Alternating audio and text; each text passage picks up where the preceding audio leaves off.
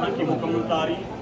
حجرہ عائشہ رضی اللہ عنہ اسی طرح سے تھا، بہت چھوٹا سا ایک روم، سامنے کی طرف ایک آنگن اور مغربی جانب ایک دروازہ۔ اسی دروازے سے نبی علیہ الصلوۃ والسلام مسجد نبوی کے اندر جایا کرتے تھے۔ آپ صلی اللہ علیہ وسلم نے فرمایا تھا ما دفن نبی الا حیث یموت، جتنی بھی انبیاء کرام مبعوث ہوئے جہاں جن کا انتقال ہوا اسی جگہ ان کی تدفین کرائی گئی۔ نبی علیہ الصلوۃ والسلام کا انتقال حجرہ عائشہ رضی اللہ عنہا میں ہوا تھا۔ اب یہ کہ اسی حجرے کے اندر آپ کی تدفین کرائی گئی، سامنے ایک پردہ لگا دیا گیا۔ حجرے کے اندر پردے کی ایک جانب قبر مبارک اور دوسری جانب اماں عائشہ رضی اللہ عنہا رہا کرتی تھی۔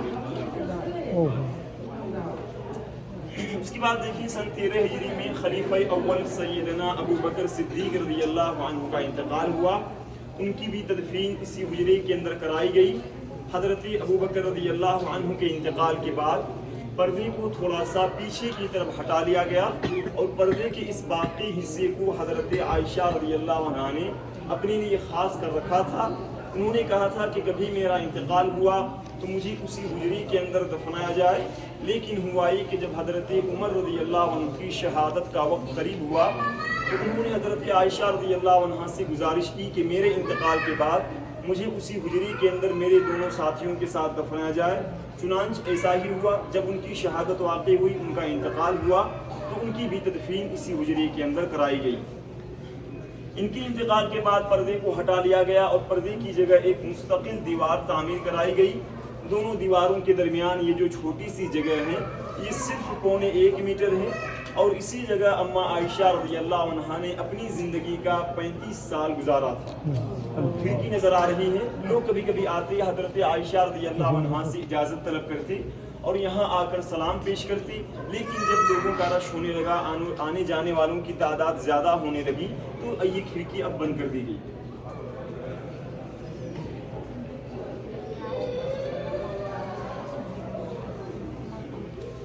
اس کے بعد دیکھیں سن 58 ہجری میں حضرت عائشہ رضی اللہ عنہا کا انتقال ہوا۔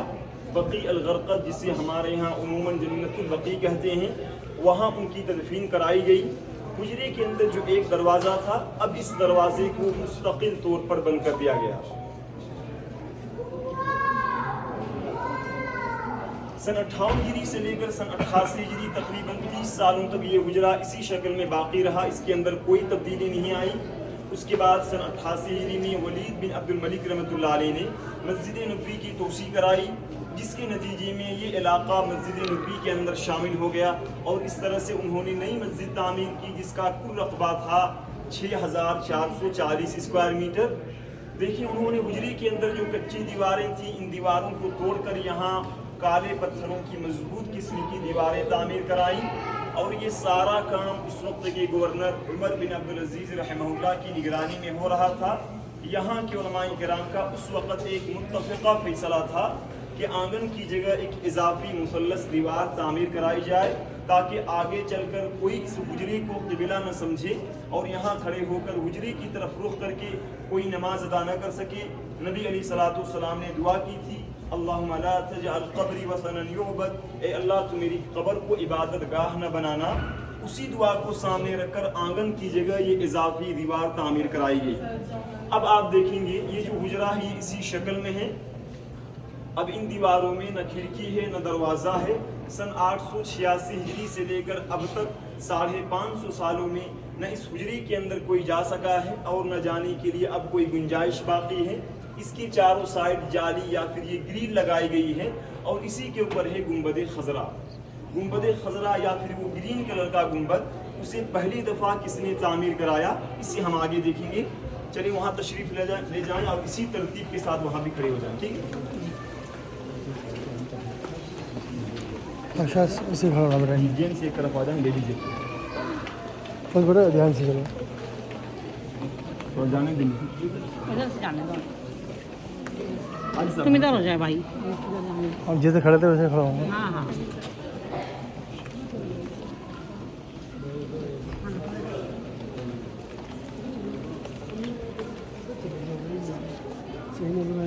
جاؤ۔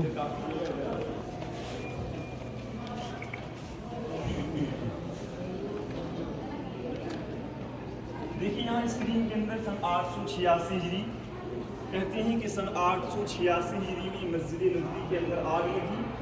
آگ لگنے کے نتیجے میں کافی سارا نقصان ہوا, کئی ساری چیزیں ضائع ہو گئیں. اس وقت کے سلطان اشرف قائد بائی رحمۃ اللہ علیہ, انہوں نے کئی طرح کے بڑے پیمانے پر کام کروائے. اس طرح سے نئی مسجد تعمیر کی جس کا کل رقبہ تھا 9010 اسکوائر میٹر. اور انہی کے زمانے میں پہلی دفعہ یہاں 2 بڑے گنبد تعمیر کرائے گئے. اس بڑے گنبد سے پہلے یہاں ایک چھوٹا سا لکڑی کا گنبد تھا. سلطان قلاؤن الصالحی رحمۃ اللہ علیہ نے سن 678 ہجری میں اس چھت کی جگہ ایک لکڑی کا گنبد تعمیر کروایا تھا. اس طرح کا بڑا سا سیمنٹڈ گنبد انہوں نے تعمیر کروایا سن 886 ہجری میں. اس کے بعد یہاں پر دیکھیں گنبد خضرا کے حوالے سے ہمارے یہاں کئی طرح کی باتیں مشہور ہیں. اس گنبد کی حقیقت کیا ہے؟ کہتے ہیں کہ آج سے 191 سال پہلے جب یہاں سلطان محمود ثانی رحمۃ اللہ علیہ کا زمانہ تھا, انہوں نے اس گنبد کو گرین کلر میں تبدیل کیا ہے جو اب تک باقی ہے اور ہماری نظروں کے سامنے ہے.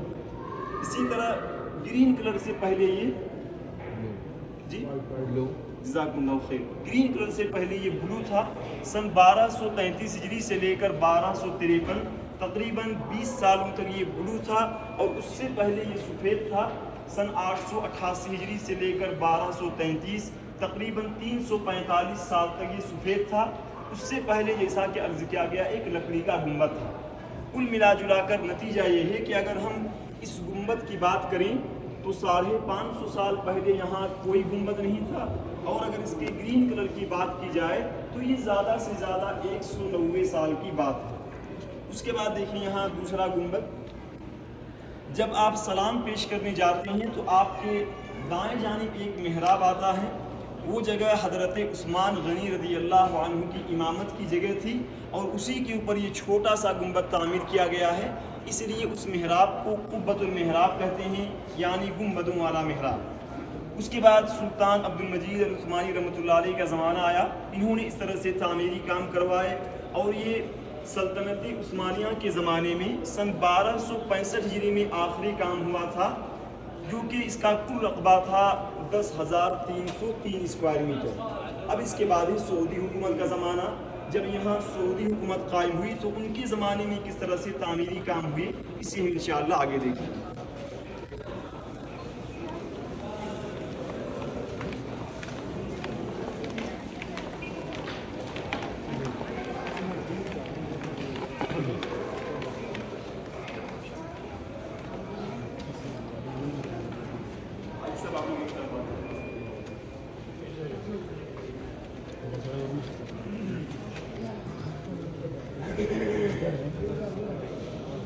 یہاں پر دیکھیں آپ کے سامنے یہ مجسمہ ہے. اس نمونے کے 2 حصے ہیں. اس کا یہ پہلا حصہ جس کے بارے میں آپ کے سامنے عرض کیا گیا, یہ سلطنت عثمانیہ کے زمانے میں سن 1265 ہجری میں آخری کام ہوا تھا. اسی کا ایک حصہ آج بھی باقی ہے. یہ تقریباً 180 سال پرانا ہے. اس کا یہ دوسرا حصہ جب یہاں سعودی حکومت قائم ہوئی تو کنگ عبدالعزیز رحمۃ اللہ علیہ نے سعودی حکومت کی طرف سے 1950 میں اس کی شروعات کرائی اور ان کے بیٹے کنگ سعود رحمۃ اللہ علیہ نے 1955 سے مکمل کرایا. آپ نے دیکھا یہاں 5 منارے تھے. کنگ سعود رحمۃ اللہ علیہ کے زمانے میں 3 مناروں کو زائل کر کے نئے سرے سے یہاں 2 مناروں کا اضافہ کیا گیا. تو یہ سعودی حکومت کی طرف سے پہلا کام تھا جو کہ 6024 اسکوائر میٹر پر یہ شامل تھا. کنگ سعود رحمۃ اللہ علیہ کے بعد کنگ فیصل رحمۃ اللہ علیہ کا زمانہ آیا. شاہ فیصل رحمۃ اللہ علیہ کے زمانے میں اس کے اندر کوئی تبدیلی واقع نہیں ہوئی. انہوں نے صرف ایک بڑا سا صحن تیار کروایا. دیکھیں دوسرے مجسمے میں وہ صحن شاہ فیصل رحمۃ اللہ علیہ نے تعمیر کروایا تھا جو کہ اس زمانے میں 40,550 اسکوائر میٹر پر وہ شامل تھا. فی الحال جو ہمارے سامنے مسجد نبوی ہے یہ اس سے پہلے کا منظر ہے. اسی طرح سے تھی مسجد نبوی. اس کے بعد جو توسیع ہوئی ہے وہ ہماری نظروں کے سامنے ہے. اس کے بارے میں انشاءاللہ آگے بات کریں گے.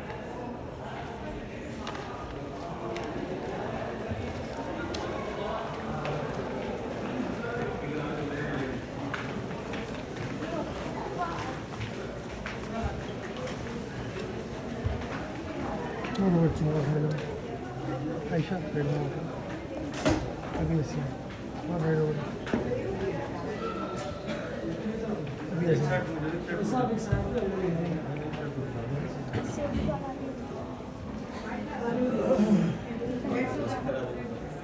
इस करंट में ऐसा है, ऐसे इधर हो बेटा, ये करंट फैन इस बार आ जाए। ऐसे इधर आ जाओ, बेग रखना है, बेग। आप लोग थोड़ा सा और इधर आ जाए, इधर हो जाओ।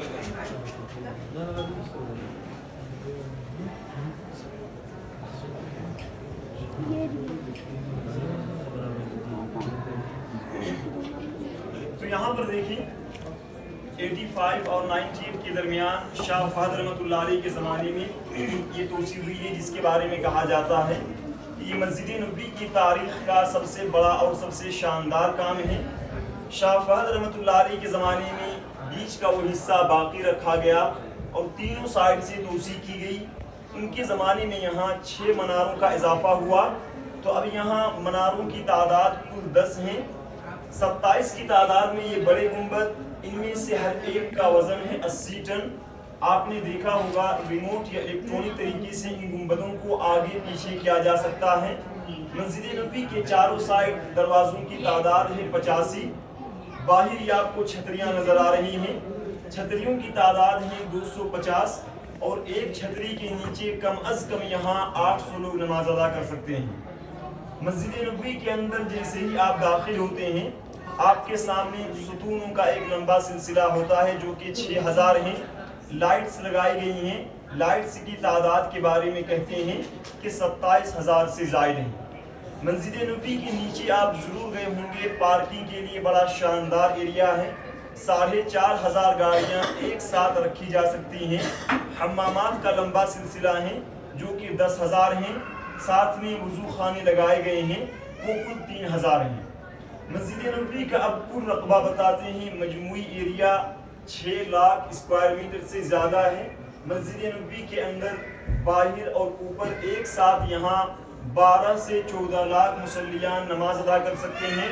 सिर्फ मस्जिद नबवी के अंदर 7 या 8 लाख लोगों के लिए गुंजाइश है। अब नई तोसी होने जा रही है। ये जो डिज़ाइन आपको नज़र आ रही है, इसी डिज़ाइन को वो तीनों साइड से कंटिन्यू करेंगे। इनका जो विज़न है 2030, उस विज़न के तहत मस्जिद नबवी की तोसी भी शामिल है। ये कहते हैं कि मस्जिद नबवी के नॉर्थ इलाके में यानी शुमालिया के सारे होटल्स तोड़ दिए जाएंगे और मस्जिद नबवी का रकबा आज से तकरीबन 2 गुना बड़ा होगा, जिसमें 2 से 2.5 मिलियन यानी 20 से 25 लाख मुसल्लियान एक साथ नमाज अदा कर सकेंगे। यहाँ पर कैमरा डाउन कर लें, ठीक है, कैमरा बंद कर लें। अब इसके बाद आगे चलें और देखें 100 साल पुराना मदीना।